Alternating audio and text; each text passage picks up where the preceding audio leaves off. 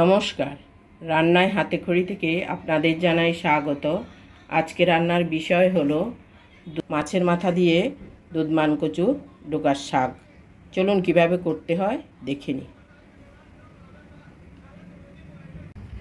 আজকে আমি তুলে এনেছি দুধমান কচু, আমাদের ক্ষেত থেকেই আমরা তুলে এনেছি। এই দেখুন কত সুন্দর,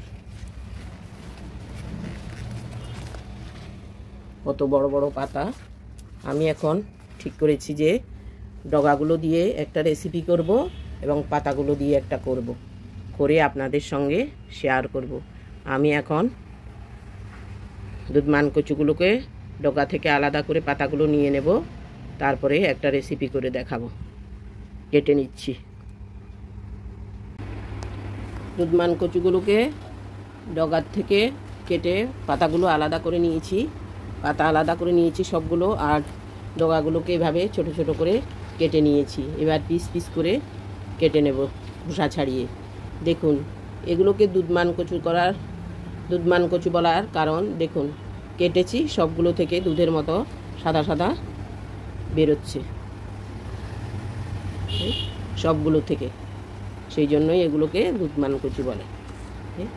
প্রত্যেকটা ডগা থেকেই বেরোচ্ছে। এখন এগুলো খোসা ছাড়িয়ে সুন্দর করে এরকম ছোট ছোট করে কেটে নেব।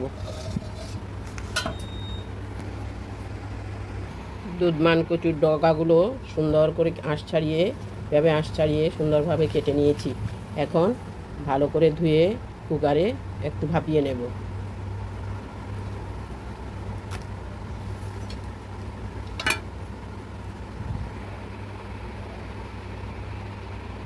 দুধমান কচু ডগাগুলো সুন্দর করে কেটে 2-3 বার করে ধুয়ে নিয়েছি। এবার ছেঁকে ছেঁকে কুকারে দিয়ে দেব।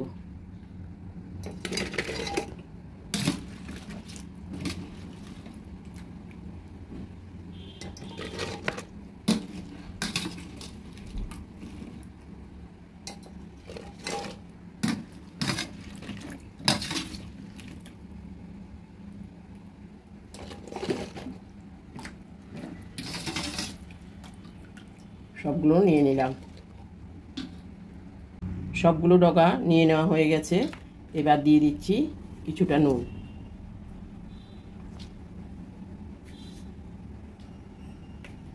আর দিয়ে দেবো কিছুটা লেবুর রস।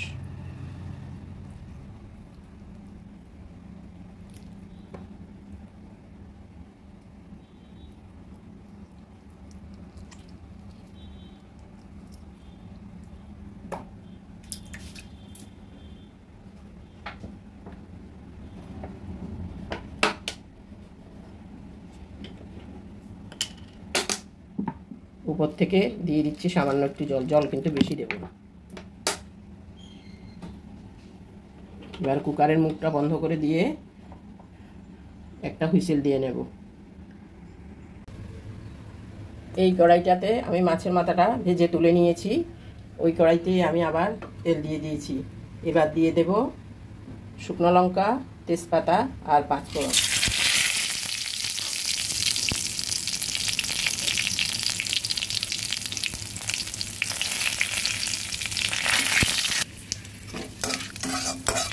পাঁচফোড়নটা ভাজা হতে হতে আমি এইদিকে কচু শাকটা যে ভাপাতে দিয়েছি ওইটাকে ছেঁকে নিচ্ছি। আমি এখানে ছেঁকে রেখে দিয়েছিলাম, জল ঝরে গেছে।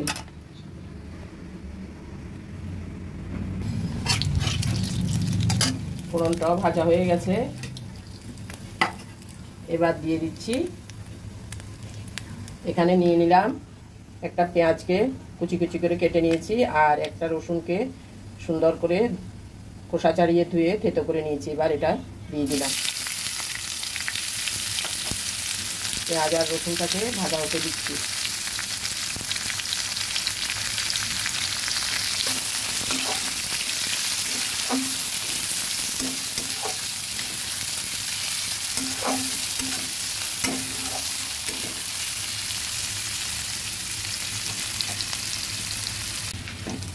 পেঁয়াজ রসুনটা ভাজা হয়ে গেছে। এবার দিয়ে দিচ্ছি আদা পেস্ট।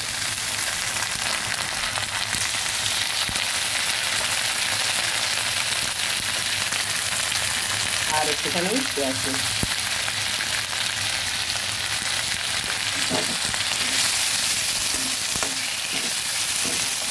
আদা আর পেঁয়াজটা ভালোভাবে নেড়ে দিচ্ছি।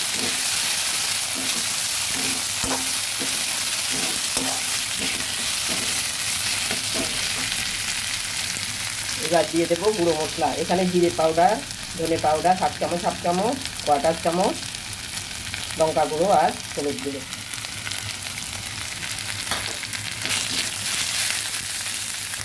হালকা একটু জল দিচ্ছি। মশলাটা ভালোভাবে কষতে নেব।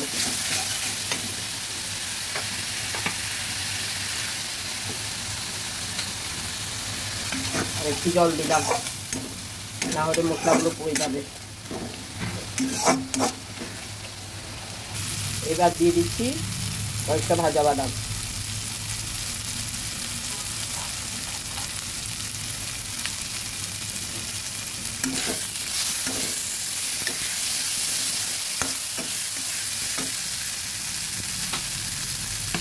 মশলা কষানোর জন্য আর একটু জল দিচ্ছি।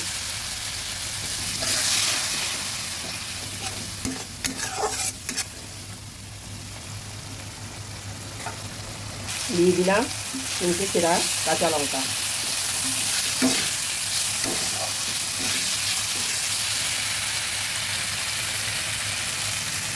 মশলাটা ভাজা হয়ে গেছে, কাঁচা লঙ্কা 3টে দিয়ে এবার দিয়ে দেবো ভাপিয়ে রাখা কচুর শাকগুলো।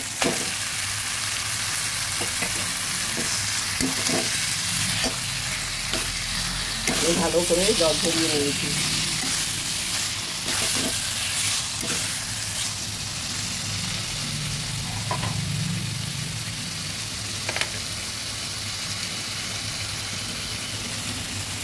দিয়ে দিলাম স্বাদ মতো লবণ।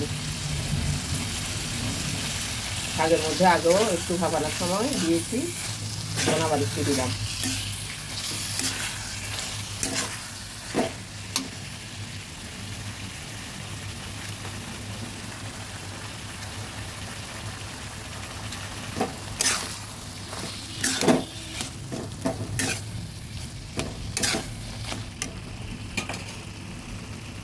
এবার দিয়ে দিচ্ছি ভেজে রাখা মাছের মাথাটা।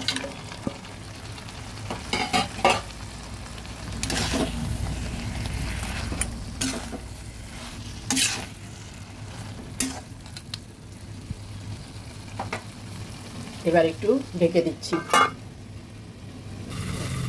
বেশ কিছুক্ষণ হতে দিয়েছি, এবার ঢাকাটা তুলে ভালোভাবে নেড়ে দেবো।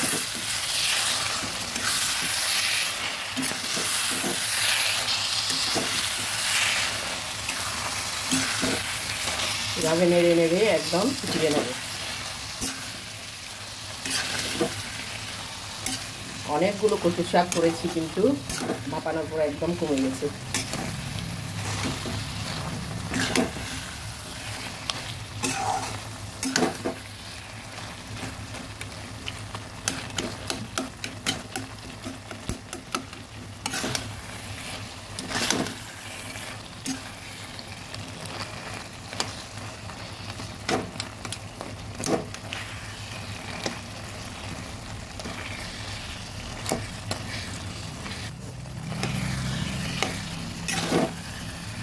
মাথাটাকে সুন্দর করে ভেঙে দিয়েছি।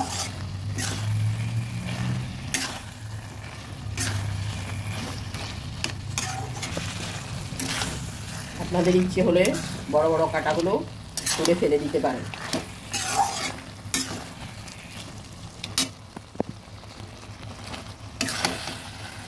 এবার ভালোভাবে কষিয়ে নেব।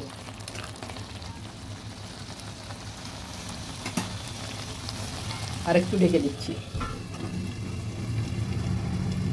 আমার দুধমান কচু ডোবার শাকটা একদম হয়ে গেছে। দেখুন কি সুন্দর তেল বেরিয়েছে, কালারটাও কত সুন্দর হয়েছে। আমি এখন নামিয়ে পরিবেশন করে দেখাবো। আপনারাও আমি যেভাবে দেখিয়েছি এইভাবে করে দেখবেন, খুবই ভালো হবে। গরম ভাতের সঙ্গে খাবেন। এবার পরিবেশন করে দেখাচ্ছি। আমার দুধমান কচুর শাকটা সম্পূর্ণ রেডি হয়ে গেছে। আমি পরিবেশন করে দেখালাম, দেখুন কি সুন্দর হয়েছে। আপনারাও এরকম করে দেখবেন, গরম ভাতের সঙ্গে খাবেন, খুবই ভালো লাগবে। আমার এই ভিডিওটা যদি ভালো লেগে থাকে তাহলে লাইক, শেয়ার, কমেন্টস করতে ভুলবেন না, সাবস্ক্রাইবও করবেন। আজকের জন্য এখানেই শেষ করছি। সামনে দেখা হবে নতুন কোনো রেসিপি নিয়ে। ধন্যবাদ।